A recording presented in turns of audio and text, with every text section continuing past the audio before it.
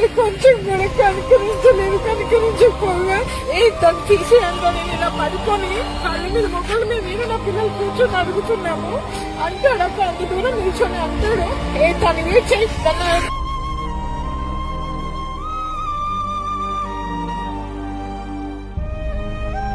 నేను అసలు తీసుకోలేకపోతున్నా సార్.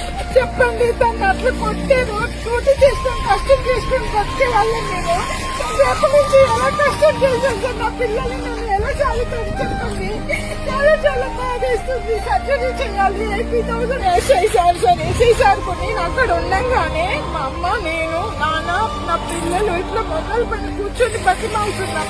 ఎందుకు సార్ కొట్టకండి సార్, ప్లీజ్ సార్ కొట్టకండి, మామయ్యకి కూడా కొట్టకండి, మామయ్య అందరి ముగ్గురిని కొడుతుంటే అన్నాను బీపీ షుగర్ ఉంది ఆయనకి ఆపరేషన్ అయింది తన్ని కొట్టకండి చచ్చిపోతాడు కొంచెం చూడండి అని చెప్పి బతిమాలము. మేము ఇంట్రాగేషన్ చేస్తున్నాం, ఏం కొట్టట్లేదు అంటే మాకు వినిపిస్తుంది.